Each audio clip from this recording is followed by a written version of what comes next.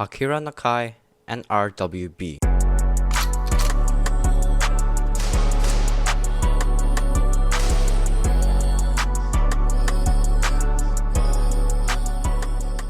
If you've been following the car scene, you might have heard of these two names before, and there's a reason why.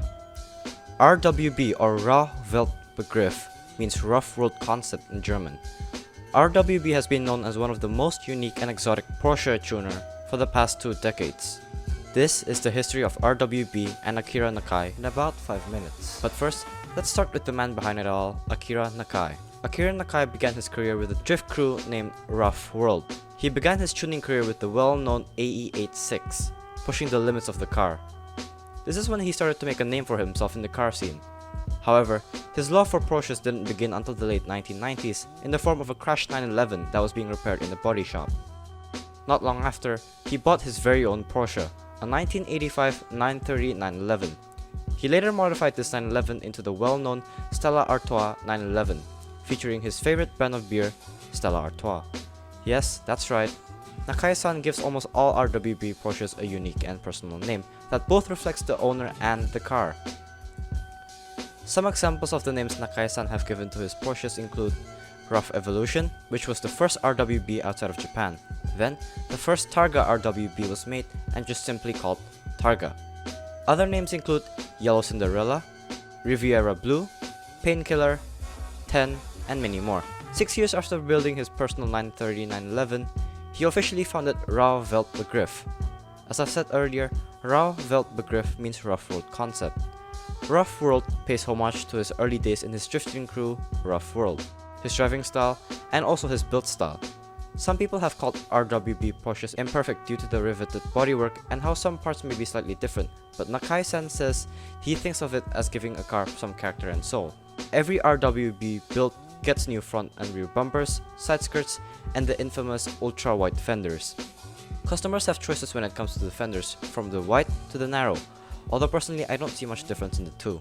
Anyways, after the fender choices, RWB also offers a bunch of suspension, wheel, rims, and additional aero packages like canards, fender wings, and more. Akira Nakai interviews every customer to get a rough idea on a build that will match the owner's style and how the car will be used. Then, the parts are sent to the customer before Akira arrives, assuming the customer is out of Japan of course. Then, Akira arrives with this bag of tools and immediately begins the RWB conversion. One of the most fascinating things about Akira Nakai is his precision and his ways of working on cars. Unlike most tuners, Akira makes cuts straight from his eye. Even when he's sleep deprived from working through the nights, he still does his cuts all by hand and no measuring tools. In fact, one RWB customer stated that when Nakai went to cut his front bumper to install a tow hook, he was nervous that the circle would be uneven, but to his surprise, the hole was perfect and the gap around the hook was consistent. Although an RWB conversion may seem tedious, a complete conversion can be done within a few days due to the fact that Akira Nakai usually works throughout the night. Every RWB Porsche is created with form and functionality in mind. However, Akira admits that initially, he built these Porsches for the way they look. It was just a coincidence that the added width and ability to fit ultra-wide tires was also one of the advantages of a wide tire Porsche. Despite this though, Akira isn't a stranger to track days. Most of his Japanese customers ordered an RWB Porsche just to be a purpose-built track toy. In fact, in Japan, specifically the Tsukuba circuit, where RWB only events like the Idlers 12-hour endurance race are held. Oh, and speaking of which, what is Idlers? The brand that Akira often sprays onto the tires of RWB Porsches.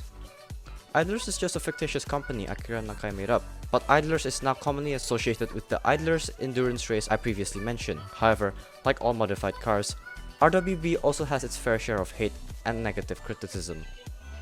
Especially when RWB Porsches are air-cooled 911s, an era of Porsches that are slowly increasing in value and rarity. Despite this though, Akira states, basically, tuning a car is freedom. It is your own way. There are no rules or regulations. You can do whatever you like. I really agree with what he has to say, because if everyone had this mentality, there wouldn't be much hate in the car scene at all. This mentality has made many others, me included, to admire his creations and spread a lot more, to go against the norm and create something so unique and fascinating. Anyways, I hope you guys enjoyed this video talking about the history and source of RWB, and the man behind it all, Akira Nakai. This has been the history of RWB and Akira Nakai in about 5 minutes. If you guys felt like this video was interesting or informative, leave a like and maybe even leave a suggestion on a video you'd like to see. If you guys are interested too, it would mean a lot to me if you could check out my other videos I have uploaded on this channel. And I should also let some of you guys know that my upload schedule might take a bit longer now that I have national exams coming soon. With all that said, hope you guys have a great day. And I can see my toes, rocks on the horizon.